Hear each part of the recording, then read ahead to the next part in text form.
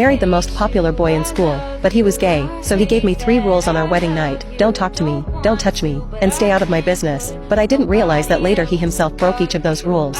My eyes went wide as I tried to process what Michael had just said. No touching, no talking. He'd told me. Wait, what kind of marriage is this? He didn't say anything else, just stood up and walked into the bathroom, leaving me staring at nothing. I just couldn't wrap my head around it. A few minutes later, he came out. He climbed into bed without a word, switched off his lamp, and went to sleep. I lay there staring at him, thinking, is this real? What had I gotten myself into? My mind raced with possibilities, but I was too exhausted to do much more than roll over and turn off the lamp. I prayed the night would be over quickly. The next morning, I woke up in a strange room. It took me a moment to remember that I was married. I turned to look at the bed next to me, but Michael wasn't there. I could hear water running from the bathroom, so I slipped out of bed, put on a robe, and made my way downstairs. I quickly got to work making breakfast, pancakes, some sauce, and a glass of milk for him.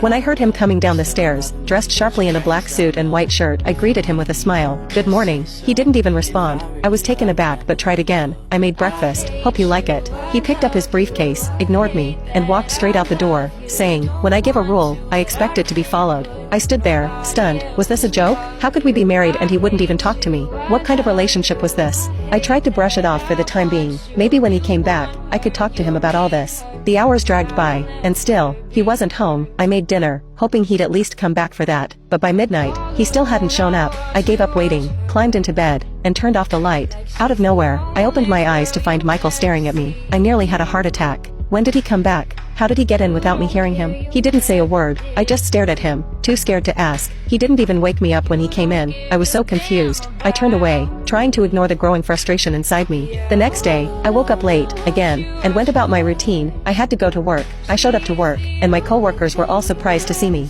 What's up? No honeymoon? Marilyn asked with a grin. They were all surprised to see me here instead of spending the night with Michael. As they started teasing me, Agatha got a little too curious, checking for any signs of a wild night. You know, hickeys and all that. When she found none, she couldn't believe it. Michael, the wild man, had been surprisingly gentle, or so she thought. They were all insisting that I owed them a girls' night out. You didn't take us to the club before the wedding. You promised. Agnes reminded me. I sighed, knowing I couldn't get out of it. I'd have to convince Michael to let me go out tonight. Maybe he'd say yes, but who knew? Later, I got home. I sent a text to Janet letting her know I'd be there soon. As I waited, I realized I still didn't have Michael's number. I hadn't even asked for it. But before I could do anything, I heard the door open, and there he was, back from wherever he'd been. I tried again to talk to him. I made dinner. Want me to heat it up? He ignored me and kept walking up the stairs. I'm going out with my friends. I tried, but he stopped dead in his tracks. He turned around, his eyes burning into mine. I gave you a rule. Do you need me to spell it out again? No talking to me. His words hit me like a punch. I tried to hide how hurt I was, but it was hard. Okay, am I allowed to go out with the girls? I asked quietly. He didn't answer, just walked up the stairs.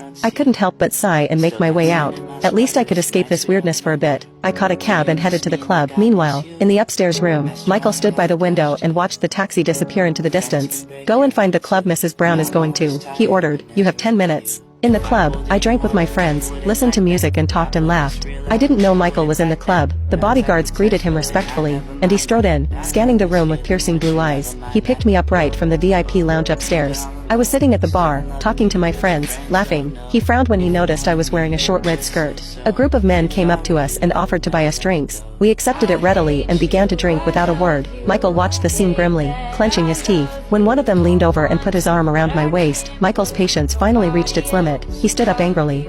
You can now check part 2 by pressing share then more.